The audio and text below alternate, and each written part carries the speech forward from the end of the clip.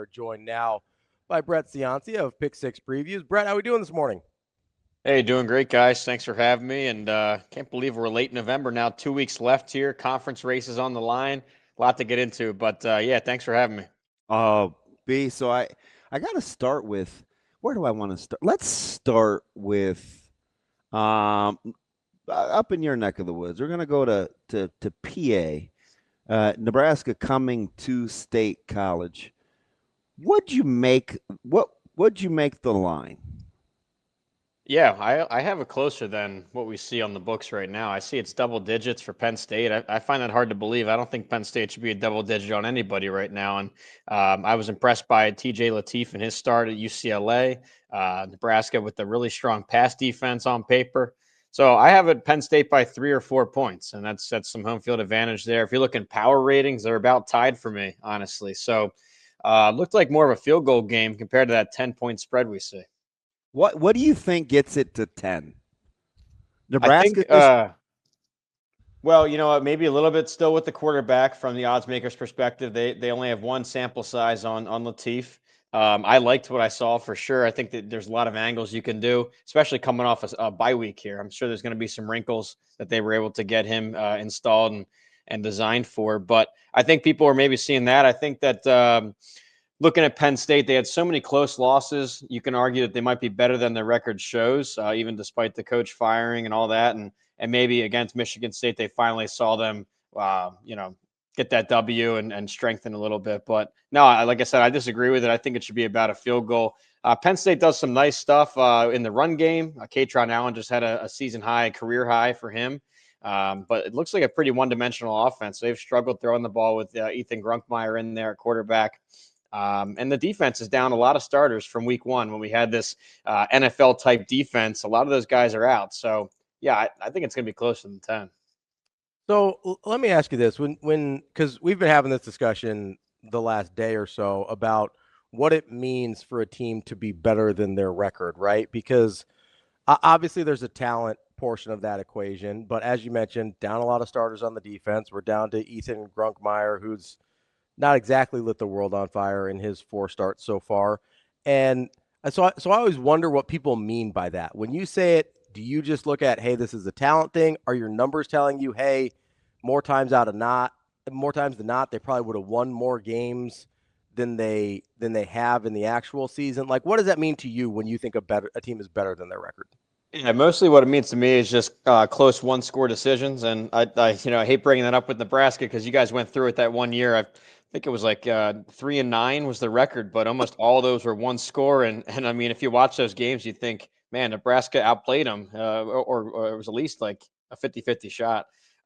So, yeah, you look at Penn State, they had that overtime loss to Oregon, lost by 5 to UCLA, lost by 1 to Northwestern, lost by 1 to Iowa, lost by 3 to Indiana, and Oregon, Iowa, Indiana. Those are ranked caliber teams. So, there's no moral victories, guys. But I mean, there is a difference between losing by 1 or 2 or 3 points compared to 40 or 50 points. So they've been in almost every game. And then when you look at the talent on paper, you'd expect it to be there. So yeah, I mean, they fit the bill of they're better than 4 and 6 would suggest. I think that they're still a talented talented team here. One last thing on Nebraska Penn State Here we here. go. Brett, I just want to say this and let him go. He has been on this for like 36 hours. Very, very upset about the disrespect because he hated the 1-score loss stuff for Nebraska. So he's very upset about Penn State getting grace. So, yeah, I've actually got 2 more things I like. So, number one, so I guess at one point in the season when you're looking at a team, because this is, I mean, we lived this, like you mentioned, with Nebraska, we lived this. It wasn't just the 3-9 season. It was like 7 years of this, right? So we're sitting here and I go, like, at what point, maybe it does take 4 or 5 years to be like, oh, this team just can't win close games. But, like, at what point over the course of the season you go, like, yeah, they maybe can keep games close, but they learn to lose. They find ways to lose as opposed to, your typical Minnesotas or Iowas where you go, hey, they kind of figure out ways to win. The opposite can be true, right, as well. So is there a point with a team like Penn State where you're like, hey, they keep games close, I think they're pretty talented, but they just can't figure out how to win? Like, is there a point where that switches for you? Yeah, for sure. I mean, it was after 3 or 4 of those I started to really downgrade them, and you can see with my numbers I have downgraded more than apparently Vegas, because Vegas has it at Yeah. 10, and I've got it down to the field goal. So, I try and evolve with the team as they show us what they really are. But I will say with the Nebraska examples of these, they seemed more random. Like it'd be a muffed punt or like a weird late penalty. Those games, I just remember that stretch was like Yeah. crazy. That's accurate. Um, yeah, with Penn State, it's just like, yeah, they just can't find offense at key times, and I guess the Indiana game that I thought they would fold after the Indiana loss. So credit to Coach Terry Smith, the interim, getting them refocused, winning the game at Michigan State this week. You wonder emotionally how they're going to come out after dunking him in Gatorade. It seemed like almost a bowl atmosphere for them, like their season was on the line at Michigan State. We'll see if they can refocus here. Nebraska coming off the bye, I know they'll be focused. Okay, last thing real quick about, and then I'll let DB talk. Sorry. So I do want to talk about the quarterbacks here real quick, because you mentioned that maybe Vegas isn't giving TJ Lateef a whole lot of credit in this matchup and how they made their line. When you're looking at both two teams that have backup quarterbacks that are going to be the starters the rest of the way, where do you put value in one pretty good performance from TJ Lateef in a win versus several mediocre performances from Grunkmeyer in mostly losses? You Even mean, like, though, is it easier to calculate more data, whether it's good or bad? yeah, how do you weigh that when it's like, hey, we know more about Ethan Grunkmeyer? I don't know if it's good, but we do know more. Like, how does that work? Yeah, well, you're right. With Penn State, it's more predictable. I pretty much know what we're going to see from them with Grunkmeyer. There's really no surprises. They've showed us how many weeks in a row now what they're going to be. With Nebraska, I like the mystery behind door number 2 here, because it's not even that much a mystery. We saw a full game from him, but I am intrigued by them coming off this bye week. And I think with Dana Holgerson, he's really a mad scientist offensively. I think he's going to find some ways to get Lateef, to play to his strengths more than what he had with just 1 week to build for the UCLA game. So I think it's going to come out looking nice, and maybe some surprises. So I'm going to take Nebraska's offense and their quarterback over Penn State and their quarterback. All right, let's rewind here a little bit, because they're getting a generous number again. Florida's like the perfect testament to Ravi's point about the perception, and they're 3-7. Their defense gets a lot of praise. They keep them in a lot of games.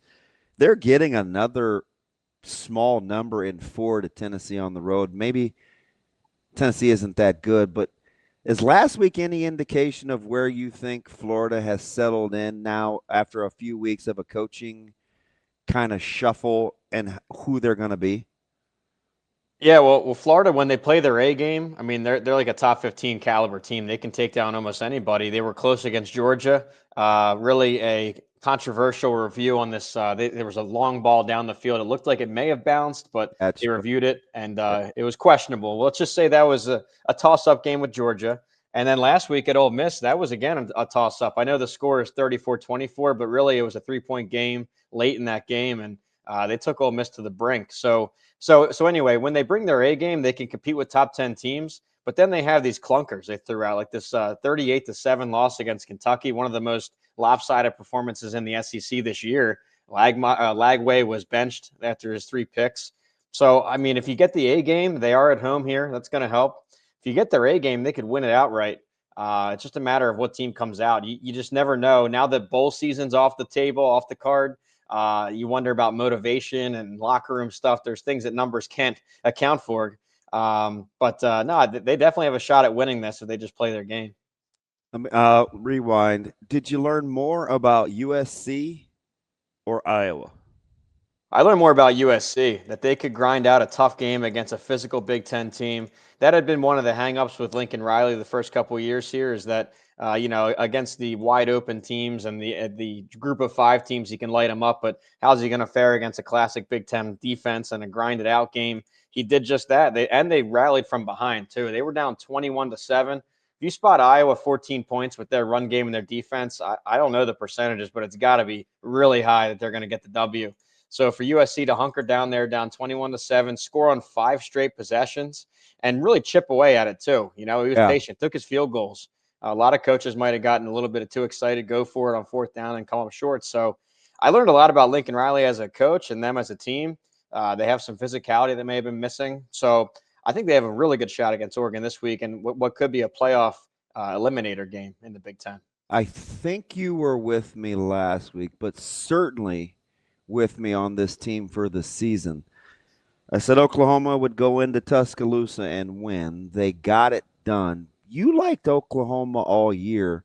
You got to like them more now with just LSU and Missouri left on the slate, don't you? Oh, absolutely. And this week they move into my projected playoff bracket here on Pick 6 Plus, the weekly stats and info package. You'll see them in there. And I think so because their two remaining teams have been downgraded significantly since when we looked at this back in August. I mean, Missouri now without their starting quarterback, and then LSU. I mean, this is a broken team, a broken offense. They were lucky Incredible to what's squeak happening. by.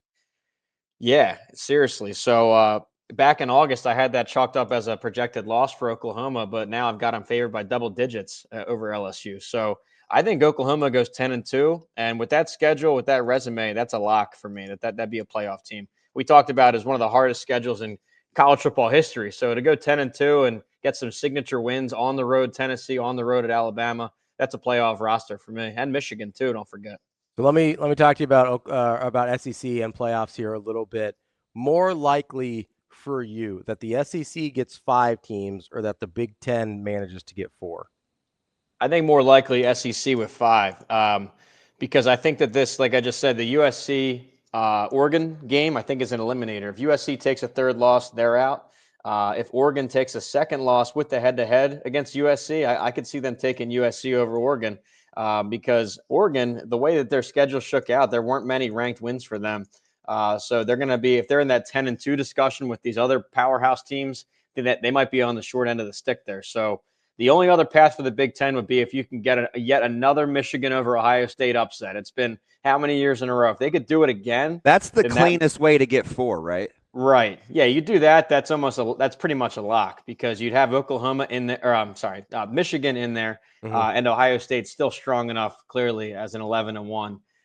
So yeah, that's a path. I just don't see that one happening. Michigan, they can't really throw the ball effectively. They almost gave that game away against Northwestern, despite doubling them up in yardage. It was 3 late turnovers. So I don't see Michigan beating Ohio State. So I'm going to go SEC with 5. They have a lot more candidates right now that are in the mix, and I think it might break their way more likely than 4 for the Big Ten. So let me look at it this way: process of elimination. Some combination of a Navy and Notre Dame are in. That's 2. You go 4-4 somehow with the Big Ten and the SEC.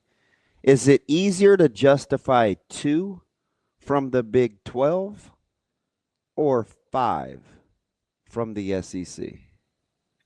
Well, if I was in charge, I think that you should balance it out a little bit more, especially if teams have impressed. But I'm not in charge here. It's the committee, and we know how the committee treats these teams like they're the minor leagues. Talking about the Big 12 and the ACC. So, I think the key to the game is if you're 10-2, you're in the discussion. You have the resumes. They're gonna stack the resumes against each other and look at it.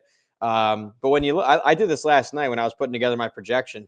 I had it down that there'd be 3 spots for these 4: Oklahoma, Bama, Miami, Notre Dame, and I have them all finishing 10-2.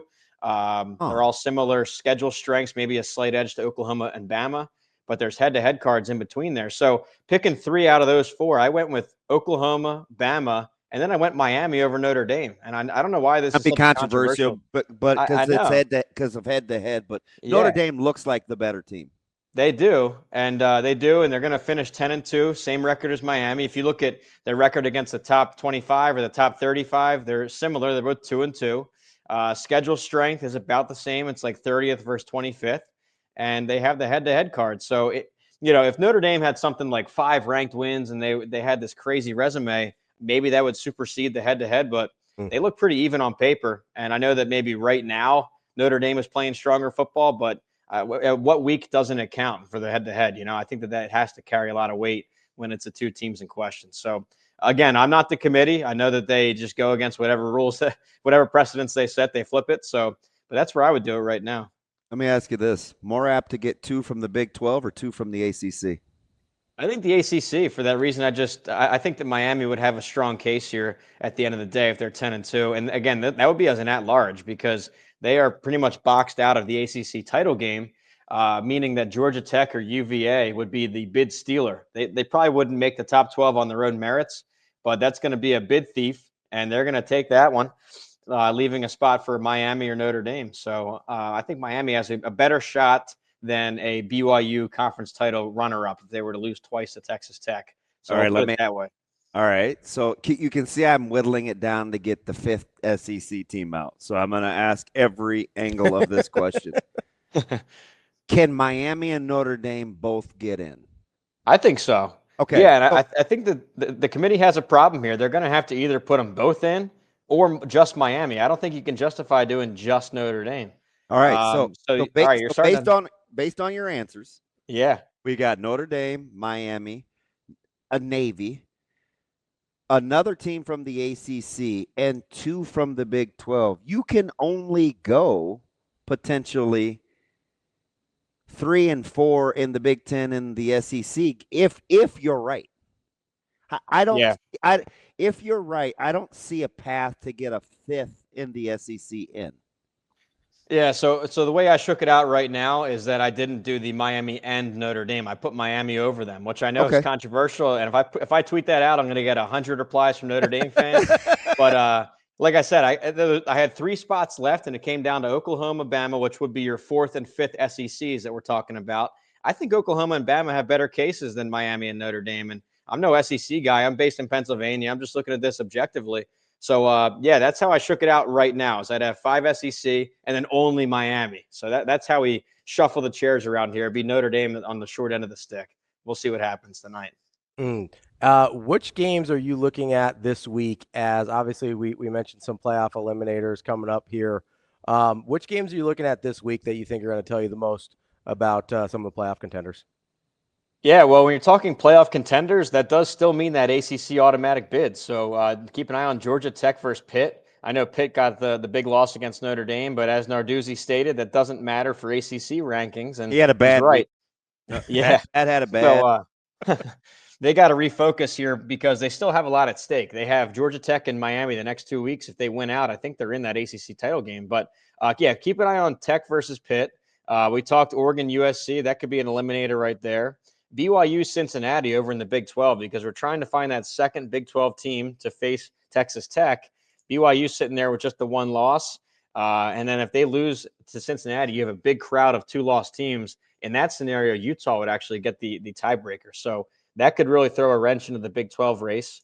And then the SEC, Missouri, Oklahoma. You know, we just had the big playoff discussion. That was assuming Oklahoma survives and goes 2-0 here against Missouri, LSU. Missouri's still got a great defense, a power run game.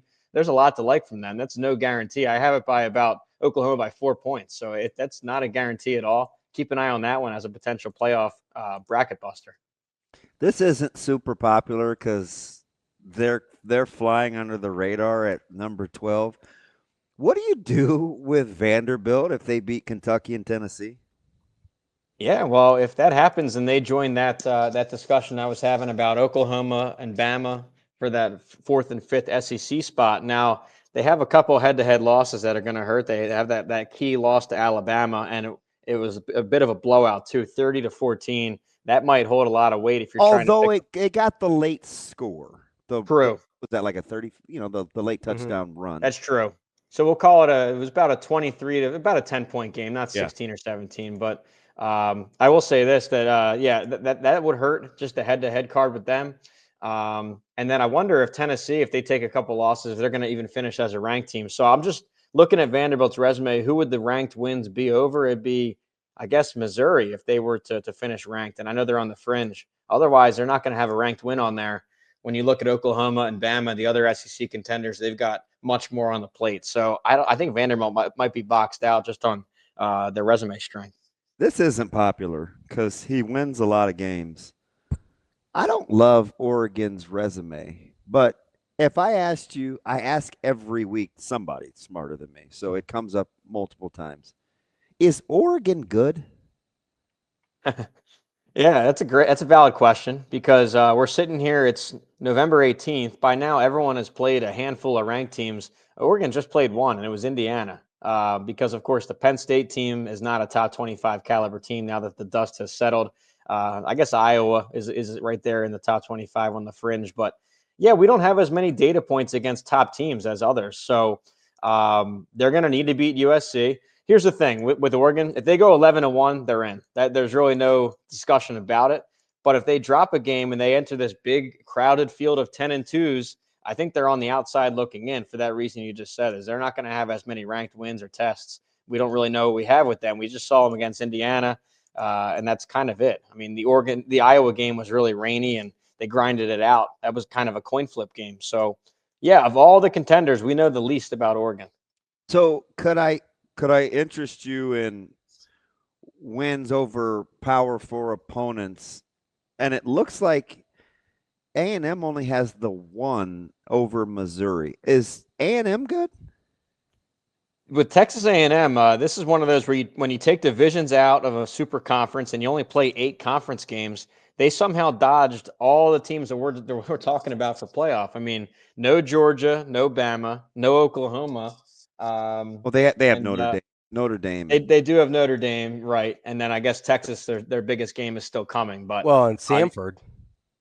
Yeah, not to be confused with Stanford. They got an FCS powerhouse this week. No, it's the SEC's off week, guys. Don't forget. Hey, be careful with 1-10. But I mean, 2 wins against Power 4 opponents. Yeah, or with winning records, I should say. I'm sorry. Yeah, it's true. And a lot of these, I mean, the South Carolina comeback win was, I mean, almost miraculous to be down 30-3. I think it was the first time in SEC history. Missouri was a solid win. They beat them by 21. LSU, they took care of business there. Florida got some margin on them by 17. But so, I mean, yeah, I like A&M. My numbers suggest they're still top 5. I wouldn't argue that number 1 or 2 in the country, but coming in 10-0, win over Notre Dame. Yeah, they're a solid top 5 team for now. They don't have a single win in the top half of the SEC. I know. It's a weird. It's basically Indiana last year. It's a weird resume. You can't make the case because they lost, but the Notre Dame, man, they played that game again. Notre Dame beats them, and it was a bad hold. How big is this for BYU? I get it, it's big, but in the grand scheme of things, if the Big 12 wants to, what does a BYU win on the road as just a slight fave at Cincinnati do for their playoff chances? Well, it keeps them alive for the at-large. Is that the best they can do? Yeah, well, no. If BYU wins the conference title game outright, then there's a shot that the Big 12 can get 2 in there. I think Texas Tech's resume might be strong enough that if they were to go and, say, lose by a field goal to BYU, BYU gets the automatic. Texas Tech, you could argue, would have the margins and the game dominance, the game grader strong enough to maybe still get in there. That's the Big 12's best bet because I don't think if BYU were to lose twice or to lose to Texas Tech a second time, I don't know how you would justify them to be in the bracket. So, yeah, you want to win and keep those options available. If they lose, like I said earlier, it opens up a big pack of 7-2 potential Big 12 teams, 2 lost teams. And in tiebreak scenarios, it'd actually be Utah that goes to the conference title game. So BYU would be totally knocked out of there. But, yeah, don't overlook the Cincinnati team. I know they're fresh off the loss. You guys played them back in August, but Brennan Sorsby's had a great year at quarterback. Their run game really got going last week despite the loss. So we'll see if they can get their points and their yards against a tough BYU defense. I think Big Noon is over there. They're getting the Big Noon treatment. It should be a good one. Yeah, I'm just happy because I said after we got back from Kansas City that this win would age well. So I really needed Cincinnati to have the season they had. How are you parsing through a team like Navy and North Texas? Well, I was looking at this group of 5 spot, and it seems like every week we pick an AAC team and they lose. It's like musical chairs over there for who's going to be the bid. So actually coming into last week, I put James Madison as my projection to make it because I thought they had a cleaner path to 12-1. And at the time, their loss, I don't want to call it a good loss, but it was only by 14 to Louisville, who at the time was top 10, top 15. So I guess that loss has gotten a little bit worse, but I don't know. The AAC, they keep beating each other up. So at what point do you look to other conferences? So I was considering James Madison for this spot, and we'll see how it shakes out. But, yeah, North Texas, I think Navy's got really long odds if you look at it. The the markets do not like Navy for the playoff for whatever reason. Maybe it's that defense, but got to give them credit for their record so far. That is our guy, Brett Ciancia from Pick Six Previews. Brett, appreciate the time. As always, good stuff. Fantastic. Hey, yeah, good luck, Nebraska, for all you fans coming out to the Keystone State here. Glad to have you, and enjoy your trip, and we'll see what happens Saturday. Should be a good one. Thanks, B. See ya.